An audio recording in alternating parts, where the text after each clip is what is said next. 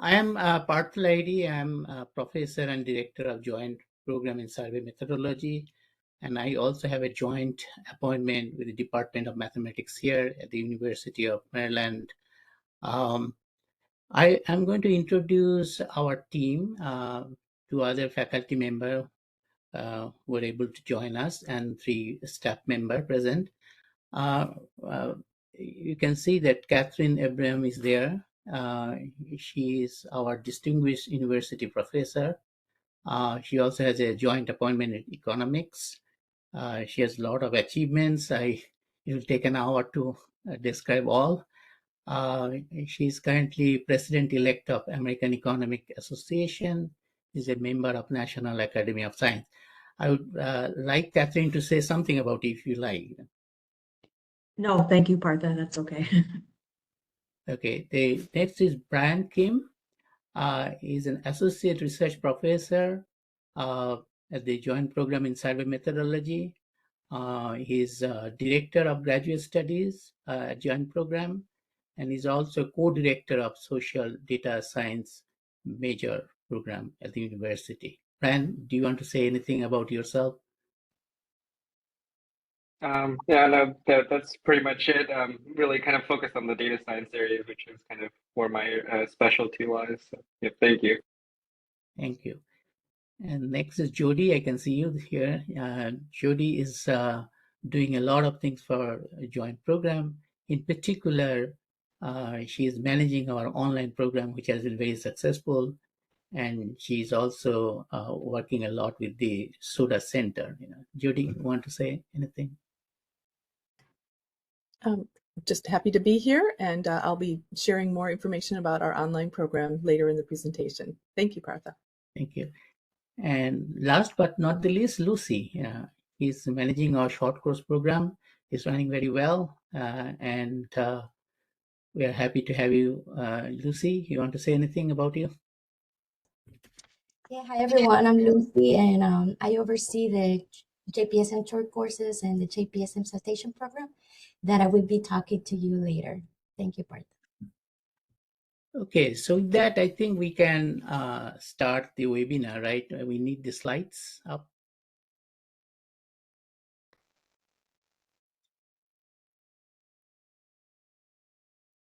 I am seeing them, Partha. No, I don't see the slides. Okay, so this is the one. So this is my job, So first of all, I would like to thank you for your interest in learning more about JPSM. I'll be happy to provide you with a brief introduction to JPSM. Maybe you can go to the next slide. The founding of JPSM in 1993 resulted from an initiative of the U.S. Federal Statistical Agency heads, the head of the Office of Management and Budget Statistical Policy Office, and the chair of U.S. President's Council of Economic Advisors. So we just celebrated our 30-year anniversary last fall. The founders of JPSM assembled a consortium of organizations, disciplines, and researchers to provide the necessary expertise in survey methodology. So you can see some photo. I don't know whether you can see my cursor is Stanley Presser. He is a distinguished professor of the university. He's a well-renowned sociologist. He's the one who put together the grant proposal and submitted to National Science Foundation for creation of JPSM. And then you see Graham Carlton. He was with WestAd and he retired as chair of board of directors of WestAd. And here is Robert Groves.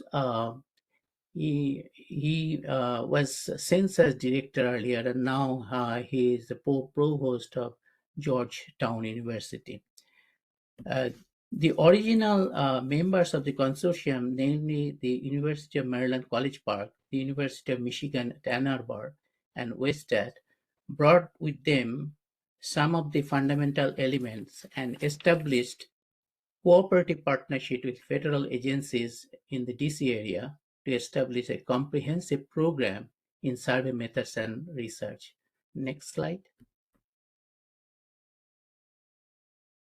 JPSM has grown since its inception, offering online, on-site master's and PhD programs, online courses, and non-credit coursework for professional development in survey methodology.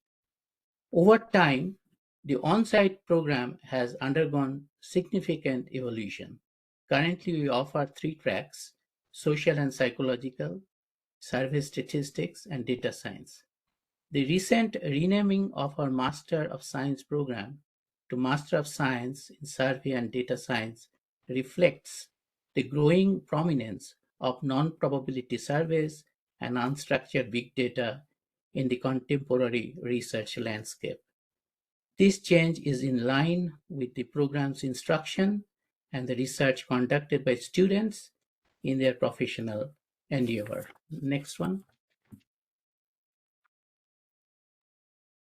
Survey and data science have emerged as indispensable tools for addressing a diverse range of societal challenges. These challenges extend to the social sciences, public health, engineering, and other disciplines. JPSM stands out as one of a select few programs that provide degrees in the discipline of survey and data science. It actively contributes to the advancement of scientific knowledge in the field. To date, JPSM has 276 graduates, 240 MS and 36 PhDs, working in government agencies, academia setting, and industries. JPSM has improved the quality of technical staff in the federal statistical system and enriched survey statistics and methodology. Advancement in technology and the greater accessibility of unstructured big data provide new opportunities for researchers to solve problems in various fields, including socioeconomic, agriculture, health, and transportation. Our faculty at the forefront of survey and data science research aims to maintain its leadership in the future. We organize this webinar as follows. We offer a diverse set of courses in survey and data science, lots of them in our on-site, online, and short courses. It's not possible to give you the comprehensive list in this webinar. So what we have done, we have selected a few topics and we asked our faculty to say something about those topics. And towards the end, what we'll do, we'll describe briefly our 3 programs: on-site, online, and the short course. So with that, I will hand over to our distinguished Professor Katharine Abraham, who will introduce now establishment surveys, one of the few important topics. Great. Katharine. Thank you, Partha. Next slide, please. So as an economist, I care a lot about data, but I am particularly interested in business data. Next slide, please. So one thing Partha didn't mention about my background is that in addition to teaching at the university, I've spent significant time in government, both as the Commissioner of Labor Statistics in the US and then also as a member of the President's Council of Economic Advisors. So thinking about economic data from the perspective of policymakers, the kind of economic data that policymakers care about in making their decisions often rest on data collected from businesses. When we think about labor market statistics, there may be data on employment, data on the wages and benefits that workers receive, maybe data on job openings and labor turnover, which are useful for thinking about how labor demand is changing. We collect data from businesses on the inputs that they use and on their outputs, their sales. We collect data on prices, consumer prices, producer prices, import and export prices. And at least in the United States, most of those data come from surveys of businesses. Next slide, please. Thinking about doing a business survey.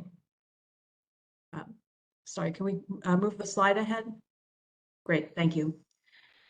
There's in terms of the quality of the data from these surveys, there's two big things we care about. We care about whether the data are representative of the whole population, and we care about whether the measurements that we're getting are accurate. If you're doing a survey where you have a sampling frame, you are concerned about whether the sampling frame covers the whole population. You worry about the size of the error that's introduced because you're only sampling a fraction of the businesses rather than getting data from all of them. You care about error that's introduced because of non-response. You care about error that you may introduce in the way that you try to reweight the data to adjust for the other problems.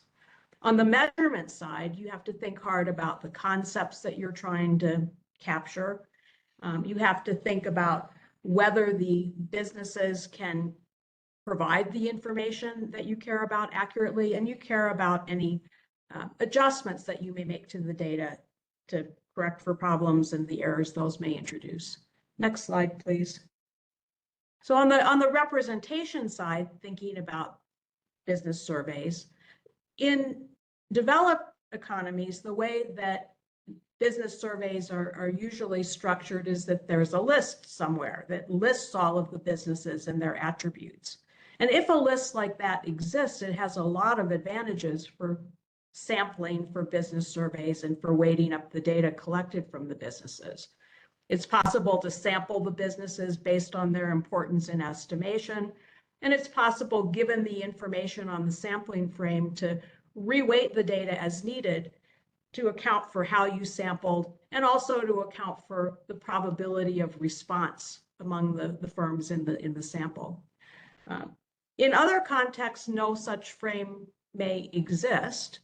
In that case, what's called an area frame can be an alternative, or an area frame can be used to complement a list frame that you know doesn't cover all of the businesses. And the idea is basically to define a set of geographic areas in the country where you're producing the data, randomly select a subset of those geographic areas, and then in those areas canvass to identify all of the businesses in the selected areas. And that gives you a sample that you can work with.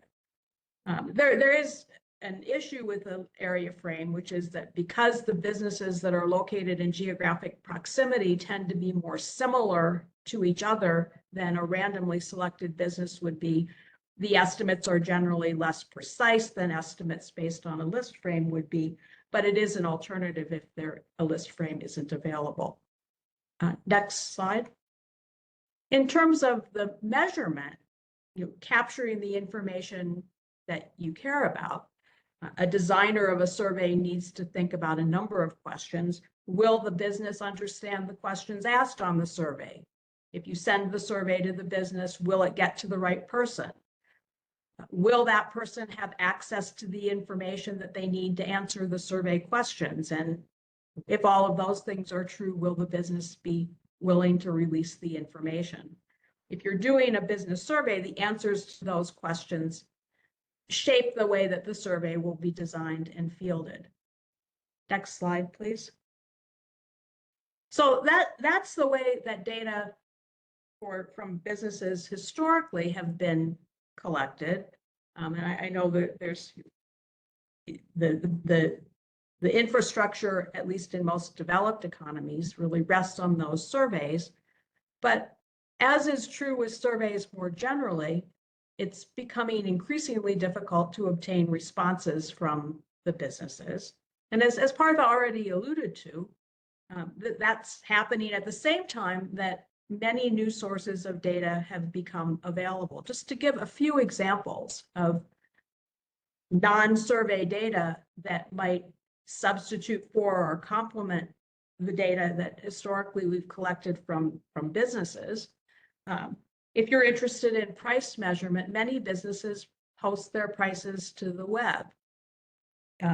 In a lot of businesses, there may be scanners that capture the sales at the businesses so that you know the prices and the quantities of what was purchased. There may be data where credit cards are widely used on credit card transactions.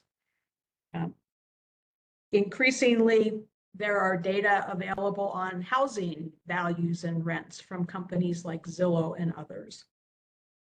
In the formal sector, at least, payroll data are often processed by payroll processing companies, and those companies may be a source of data. Companies trying to hire workers may post their jobs online. Sensor data may contain valuable information. For example, data from satellites can help you with figuring out where construction is going on and could be a substitute for doing surveys to find out about new construction. These big data have a lot of advantages. They may be more timely, they may support more geographically disaggregated estimates. So it's very exciting to think about the possibilities. Next slide. But in the same way that, as with survey data, you have to think about issues of representativeness, how well the data represent the target population, and measurement, how well the data capture the construct of interest. The same is true for all of these sources of big data. So the incorporation of these sources of data into the production of economic statistics is, in my area of survey methodology, perhaps the most exciting area of ongoing research. Because these data weren't collected or stored for statistical purposes, you need to be thinking about new approaches to analysis. You need to be thinking about new ways of interpreting the data. So that's, in my neck of the woods, something exciting that's going on in terms of survey research. Let me stop there.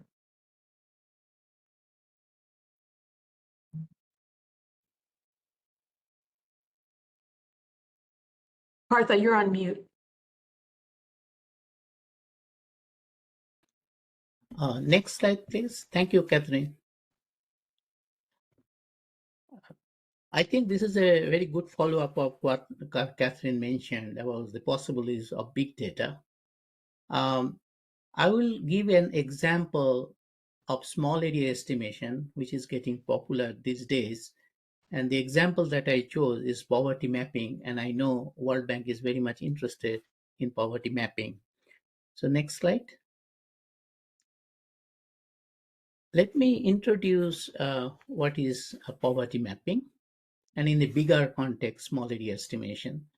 The United Nations emphasizes the priority of eradicating all forms of poverty by making it the first of its 17 Sustainable Development Goal, SDGs. Measuring poverty levels across regions is essential for designing effective poverty reduction strategies and ensuring equitable allocation of resources. This kind of problem is there in other sustainable goals, but I'll focus here on poverty. Okay, so accurate information about people's living condition at a regional level is basic instrument for targeting policies and programs to reduce poverty.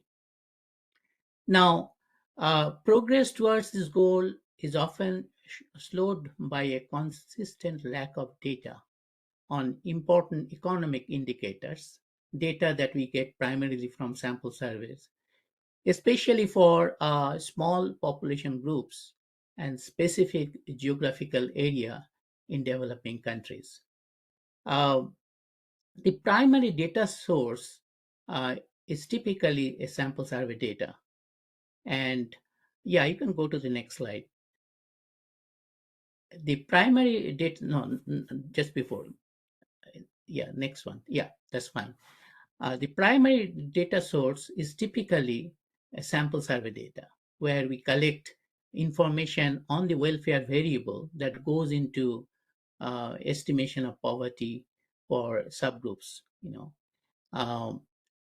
So the problem with sample survey data is that they are designed, meaning determination of sample size in different domains that we are interested in, and the detailed design. They are all done to produce reliable estimates at the national level or at big regional level. But when you go into the granularity, for example, from a national sample survey, say you are interested in estimation at the province or state level, or even further down, like county level or district level, you have limited amount of data or maybe no data. And the sample survey methods that we know to produce estimates um, for national or major subgroups, they are referred to as design-based or direct estimates. And this is the direct estimate because they rely solely on the survey data and the selection probabilities specific to the subgroup of interest. Okay, for example, from a national survey data, if you want to estimate state level poverty, for example, you have to rely on data that you get from the survey for that particular state. And oftentimes they're not large enough, or there may not be any data. So the direct or design-based estimates become problematic, as I said, when sample sizes in the subgroups of interest are small and even zero. One major reason for the shortage of disaggregated poverty data is that large-scale sample surveys are typically designed to produce reliable estimates, which I said. But when you go down to the subgroups, you may not have adequate data to provide reliable statistics. Next one. So what's the solution? The solution would be to look for alternative databases, and some of it Katharine mentioned, which you may collect to administer some program or maybe the past census data or other kinds of big data. These days there are lots of them coming from social media, from satellite and cell phone and so on. Can we use those to estimate, for example, poverty at granular level?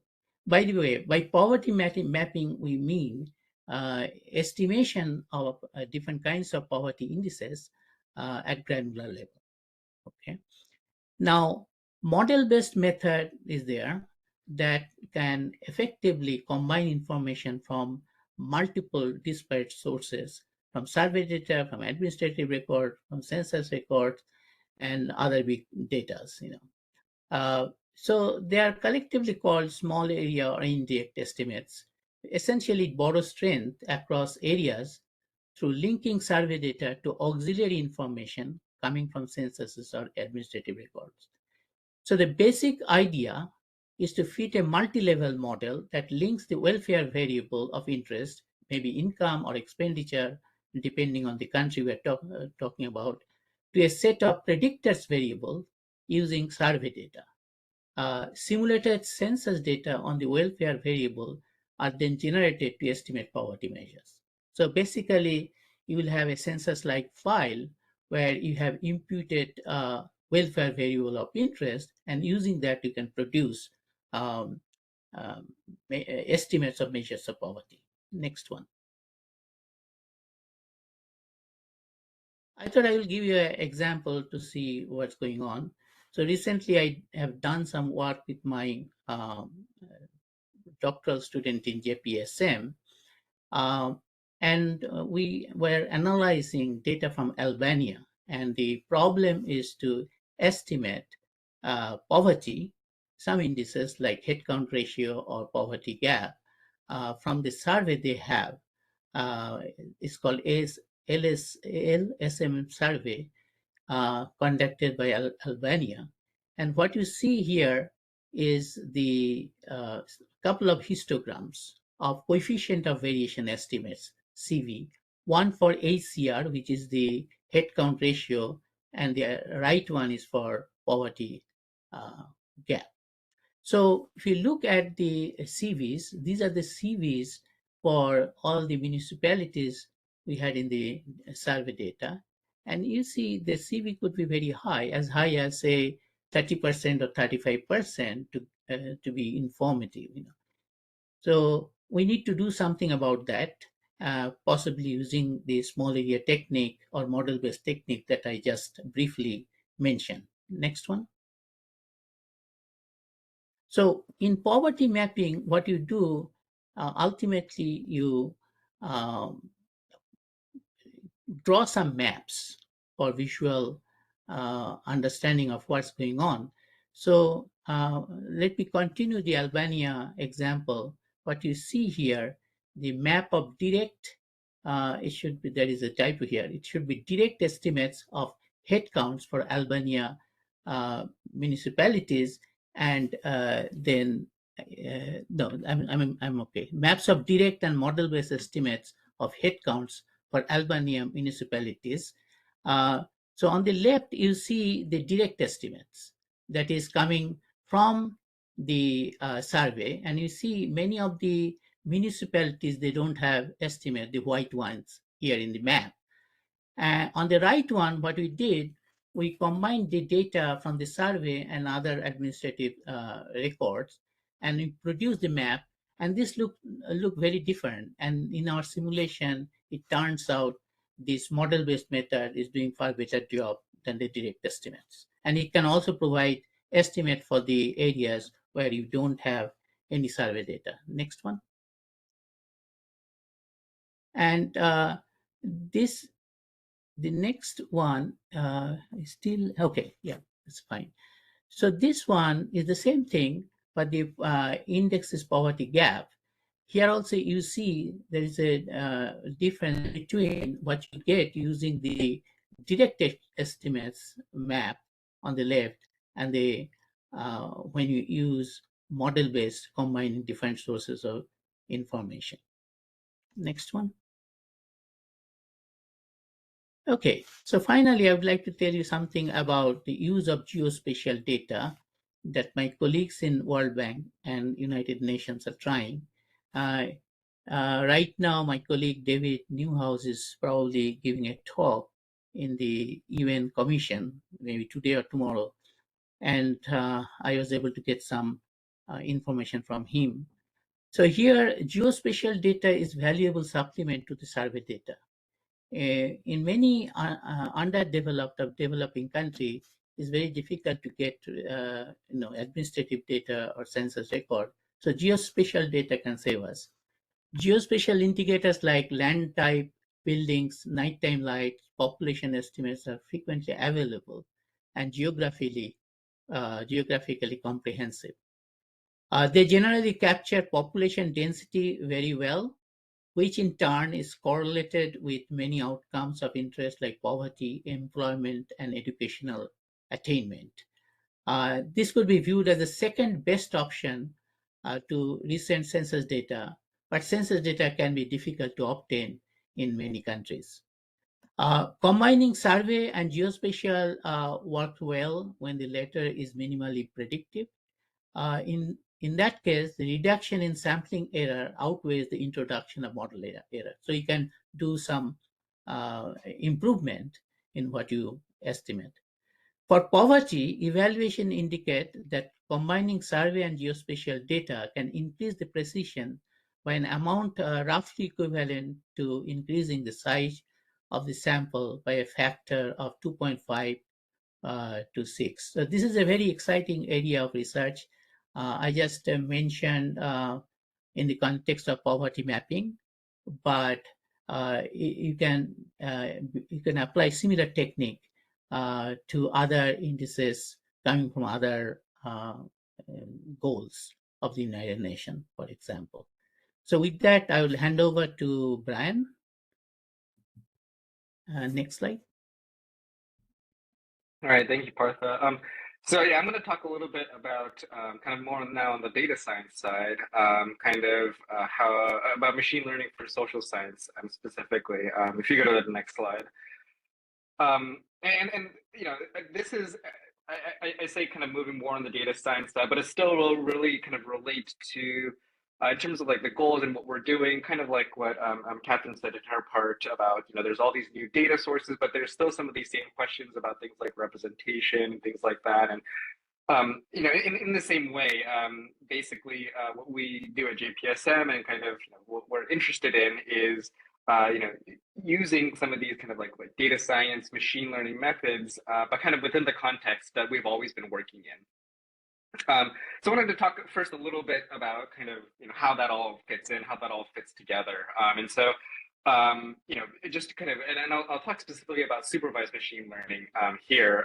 And supervised machine learning, if you're familiar with it, is kind of this method that's used to make the best predictions or classifications possible using the data that we have available, right? And some typical tech examples, something that you might kind of see within the media, see kind of, if the way that machine learning has been kind of used as a buzzword, might be stuff like, using machine learning to determine what ads to serve to which consumers on a website, or like something like the Netflix or Hulu or whatever streaming platform might provide by recommending a movie or TV show. Right? So it kind of takes the data of what you've already watched and then, recommends something to you to kind of keep engagement on the site. And so it's doing that prediction, right? So the machine learning is being used to make the prediction of what is most likely to kind of, keep you watching. Right? Or something like just identifying faces in an image. It could be, identifying who the person is, but it also, something like if there's an image, just kind of identifying where the faces are and then like who they might be, and kind of using the kind of converting the data from the image into like, there's like the pixels and like what colors they are, and kind of converting that into the data and then using that to kind of make a prediction of, oh, this is this person. And basically, in all these examples, the kind of goal, right? It's just kind of, if we have data about something, right? So we have data. Let's say we have existing data about what shows or movies that this person has watched and what they ended up watching, next.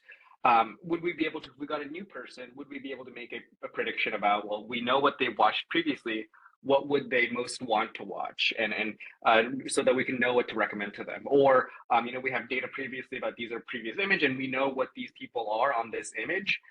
Then if we were to get a new image, could we just kind of take the data that's there with the pixels and then just make a good prediction? And the goal with machine learning, with supervised machine learning, is to just make that prediction as well as possible, right? Basically to be able to maybe be as accurate as possible, just to kind of make sure that prediction is as good as possible. If you go to the next slide. And this is a little bit different from kind of how we think about prediction, or we might have thought about prediction, in like a traditional kind of statistical sense, right? If you're coming from traditional statistics, the way you kind of think about prediction and using models for prediction work a little bit differently.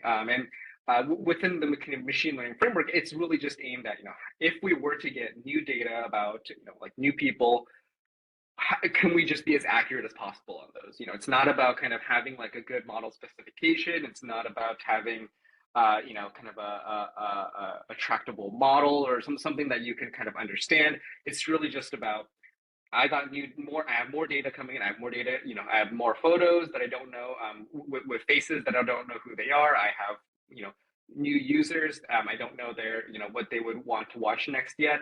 I just want to make a good prediction of them. Right? So the process for actually doing machine learning, it works a little bit differently in terms of building the models because of this, right? And so in order to be able to make the best predictions on new data, on future data, on basically like be able to optimize for how well it would do for new users, we basically kind of simulate what we would have with new data, right? So basically we try to simulate the existence of new data by splitting our data into what are called training and test sets, right? So we build the models on the training set, and then we evaluate them on the test. And so what happens is, within the machine learning process, there's a lot of like tuning parameters. There's a lot of kind of different types of models that are fit. You can kind of think about like tuning as, if you have like, like a regression model with, maybe like, if you add certain variables or add different variables or add like a squared term or something like that. And so it's just kind of trying all sorts of different ways of modeling, all sorts of different models, and complicated models, non-parametric, parametric models. You can fit all sorts of different models. And then you evaluate how they do on this test set that you leave aside, right? So you only build models using part of your data. Then you evaluate using the data that you've set aside, and then you just determine the model that you're going to use just by how well it made predictions on that on that test set. And basically, it's just kind of simulating the process that you would do, which is you build your model, and then once you get new data in, you make your predictions for that, and then and then you use those predictions so that since we want to be able to know how well our predictions would do, we kind of do this data splitting process in order to really just optimize for, again, just making the predictions that are as good as possible. Right. If you go to the next slide. Note from this, the important part about this is that the goal isn't to do any inference. The goal isn't to do any sort of understanding of the process. Like I mentioned, we're not trying to, we're not worrying about kind of the model specification, making sure that the model kind of fits the phenomena that's going on, right? And so there's no quantifying of relationships between, like a predictor variable and an outcome variable, right? What we don't get out of this process is something like, for a unit change in X, the Y variable changes by this much, or the probability of Y changing probability of Y happening changes by this much, right? And this is very different, because that's kind of how a lot of what we think about, when we try to apply or think about applying modeling within social science research, within social sciences. We want to know what these relationships are like. I mean, that's the whole point of doing some of this modeling, of kind of understanding what's going on. And so this kind of seems like it would be at odds with the goal of a lot of what's done in social sciences. But really, that's just kind of how machine learning, like at least supervised machine learning, works. And really, it's just a tool that you can use and can be really useful in a lot of applications. And so if you go to the next slide, I just want to talk a little bit about some of those applications and kind of how they can be really useful within a lot of different contexts, particularly social science contexts and even survey contexts, right? And so here I have a few examples. One is kind of a more traditional social science context of how just making predictions as good as possible can be really useful. And the other two are more survey based. The first one is on kind of using machine learning to kind of prevent childhood lead poisoning. And so this was, I think, done in the Chicago area, and they used basically they got information about children and kind of they had information about children that ended up getting lead poisoning, and then they had their characteristics. So they used this to build a machine learning model, and the goal was just to predict children at high risk for getting lead poisoning so that they could provide this intervention and go in and the issue was like the lead paint. And so to kind of provide this intervention and prevent children from getting lead poisoning. And so there, it wasn't about kind of finding what was going on or like what the kind of causation was or kind of like what relationships were like. Because they kind of knew, well, it's an issue with lead paint that's going on. We just don't know which houses are going to be the most at risk, put the children at the most at risk. And so they used machine learning, and they really just used, all they cared about was we just want that final prediction so that we can kind of provide that intervention.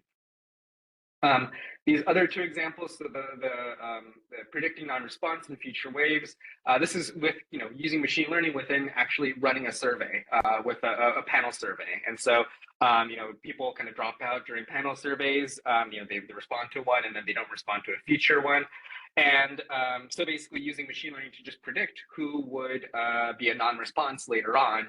And then, kind of similar to the recommendation, Netflix recommendations, because kind of predict who's going to be a non-response. And then, they can provide some sort of like incentive or kind of reminders or some sort of intervention to prevent the non-response and get more complete data in that way.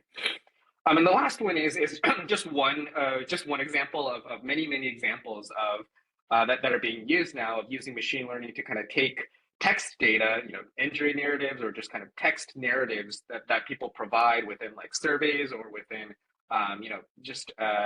when they have to record stuff down, and kind of getting more information out of them. So in this case, it was kind of automating the coding of injury narratives. So it might be stuff like the narrative might be, slipped and fell and on hand and broke wrist. And so it would have to code it as like a wrist injury, for example. So, using machine learning to kind of code text data can really help to kind of turn, maybe like open response questions, for example, within surveys into data that's kind of the more kind of categorical sense that might be useful for other analyses. Right. Okay, so that's my section. Yeah, go ahead. Yeah. Thanks, Brian. We'll now briefly describe our 3 programs on-site, online, and short course. Brian, you will go first on the on-site program. Yep, sorry. Yeah, so if you go to the next slide, yeah, so I'm going to talk a little bit about the JPSM on-site program, so about the MS program. And so just kind of really quickly, it's 46 credits and a summer internship to gain hands-on experience. A lot of people who join the MS program, continue to work or are still at the company or the agency that they're at, and they fulfill the requirement through that. As I think Partha mentioned earlier, there's 3 tracks: statistical science, data science, and social and psychological science. And so take classes in kind of take classes depending on which track you're in. There's faculty from different this is a joint program, and so I think as Partha mentioned before, also there's this kind of group that came together at the beginning with University of Michigan West End, and there's faculty from those that can teach these courses. GRE is not required for admission, and it is a designated STEM program. So it is a technical program, and it is a rigorous program, and so you learn kind of about the kind of statistical skills as well as the computing skills necessary to kind of succeed and do survey and data science in the real world. The dates for the kind of deadlines for international applicants and domestic applicants, we had a early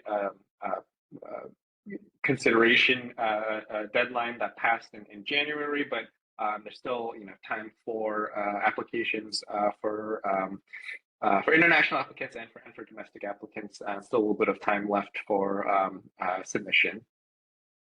Next slide, please. So the MS program is an interdisciplinary program. It kind of integrates knowledge from a lot of different areas: statistical science, data science, social and psychological science. And so there's a lot of different fields kind of coming together within the survey and data science program. So it covers various aspects of data collection, including sample and questionnaire design, quantitative methods and research design, statistical analysis and tools. And then, like I mentioned, like so there's like the statistical side as well as the computation side. So how to do data visualization, data management, analysis of large and complex data sets, and even machine learning algorithms. Next slide, please. So, the kind of really quick top 5 reasons to study at JPSM. One is graduate success.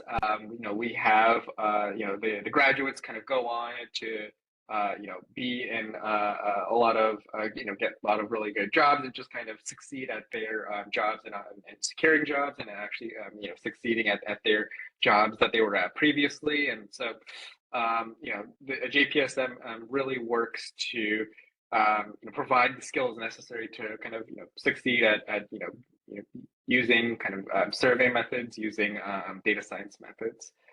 JPSM faculty, I hope that we've kind of showed that a little bit here, but the JPSM faculty are involved in these fields and are experts in their fields. And like I mentioned, this is an interdisciplinary program, and that really comes through, and you have faculty from these different fields kind of coming together, and you have a lot of highly regarded well-renowned experts within the fields at JPSM. And also, there's also Michigan and Westside as well, of course. This is a tailored curriculum for, survey and data science. And so, the classes are very unique, and they're very applied, and they very much help to give you the skills that you need to give you to succeed. In kind of at a higher level as well, University of Maryland is a top-ranked school, and it kind of comes with a lot of the kind of benefits that going to a top school. Kind of the general university resources are quite good at University of Maryland, and so can benefit a lot from that as well. And then there's also flexibility. So full-time local working students can attend classes online. No prior work experience is needed to apply. And there's basically just, we want to try to get you the education that you need. And so we're like flexible in kind of how that happens. All right, next slide.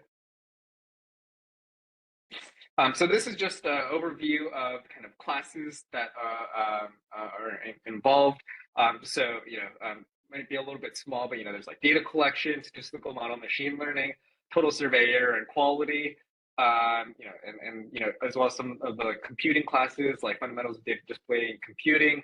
And then there's like the more practical, these are all very practical, application-oriented courses. But you can kind of see there's like practical tools to study design and inference. Survey design seminar really meant to give you hands-on kind of practical experience. There's track-specific courses as well, like I mentioned. And so, for example, for the data science track, machine learning for social science is required, whereas maybe for like social science track, or there's like different classes that are required for each of these. And so this is just kind of the full list of classes, and this is also available on the website as well.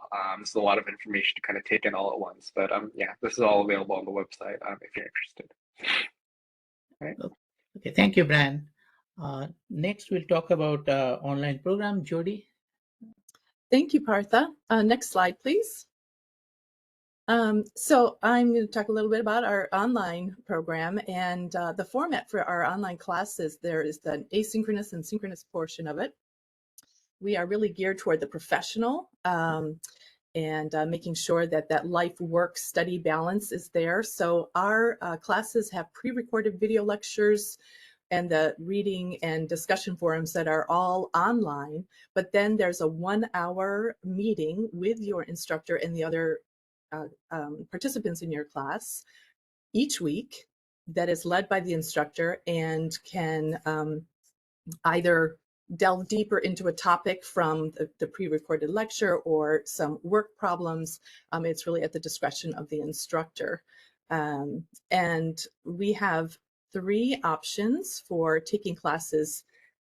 Non-degree seeking student, where you could just, all of these are 4-credit classes, so you do have to apply to the University of Maryland Graduate School, either as a non-degree seeking student or for one of our 3 graduate certificates or the Masters of Professional Studies. Next slide, please. So I have a list of some of those classes there under the non-degree seeking student. The nice thing about this program is if you decide to take just one class and then you say, well, I would like to apply to the certificate program, any of those courses that you have taken as a non-degree seeking student will roll over into one of our 12-credit online graduate certificates.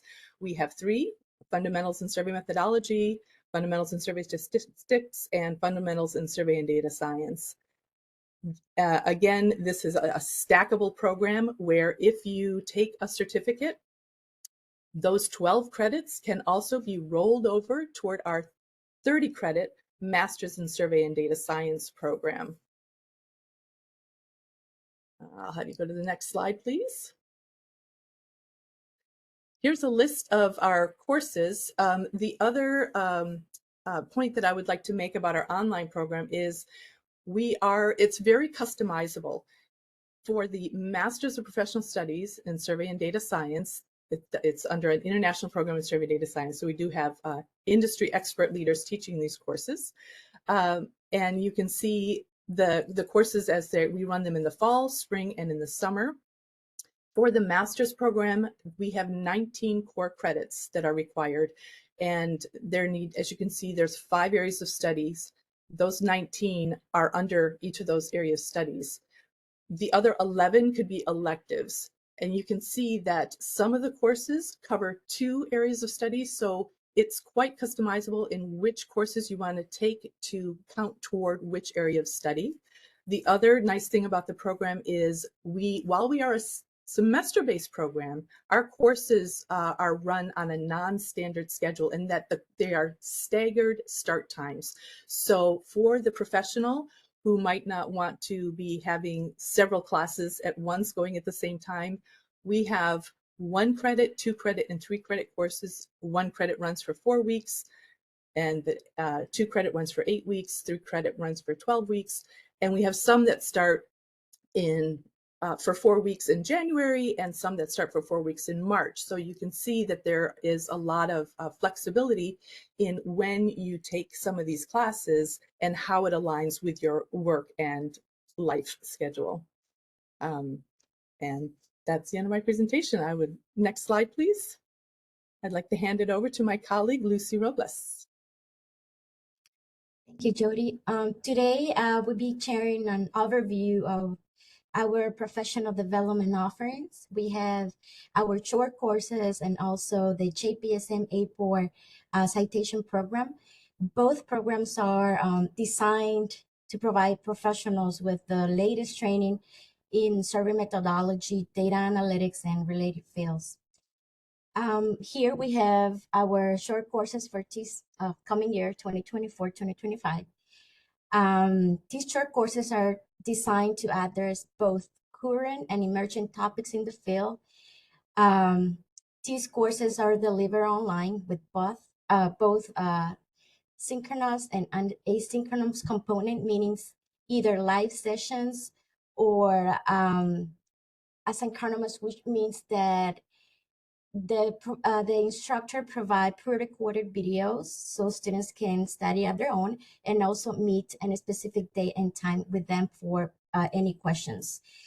We have a flat rate of $700 per course, and registration is completely online. We have here also a list of the upcoming short courses for this 2025 academic year.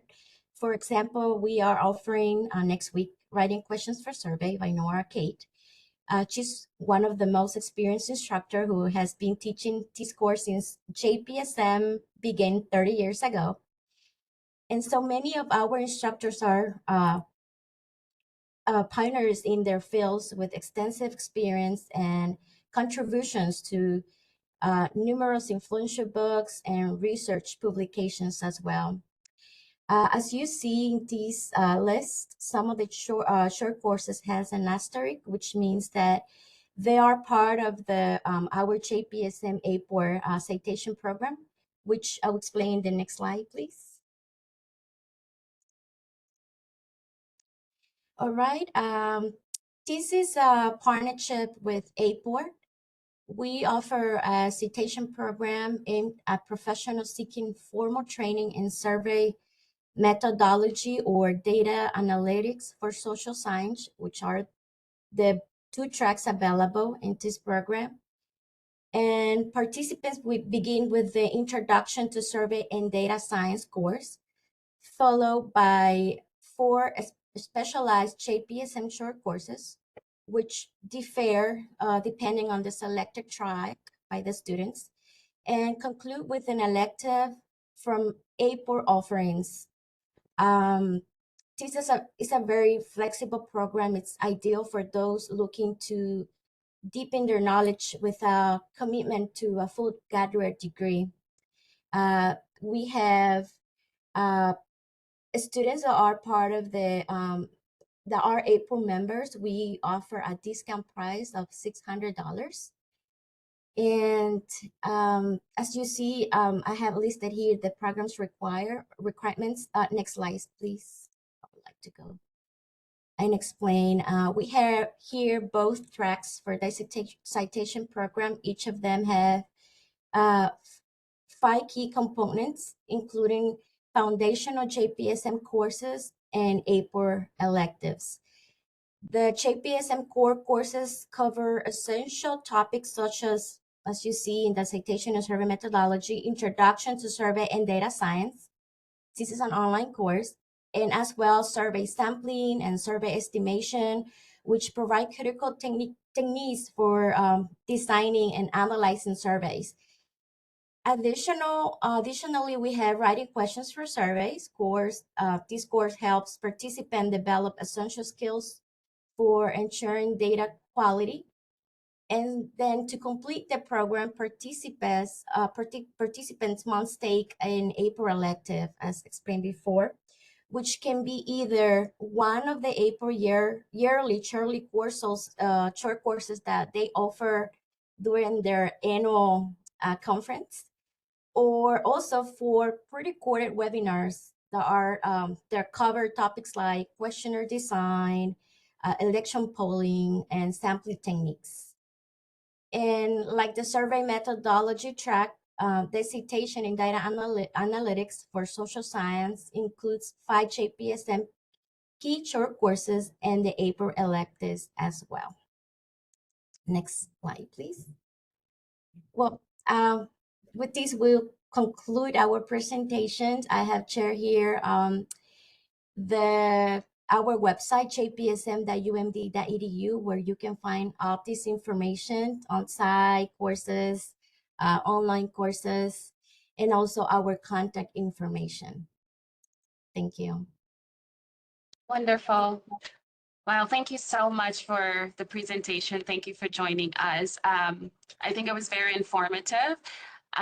Is there any question? Is there anyone who has a question that they would like to ask? I was kind of monitoring the chat, but I didn't see any questions in there. So if there are any comments, questions, please let us know. We'd love to hear from you. Of course, we really appreciate the University of Maryland College Park for being with us for such a informational session on data and also the programs, and that's why we partner. I mean, the field, we use data all the time for our decision making, and I think colleagues can definitely take advantage of this program. So if there are no other questions, I will say thank you on behalf of Staff Association for joining us today, Partha and team, and we look forward to the next one. Yeah. Thank you so Thanks. much. Thank you for organizing this. Yeah.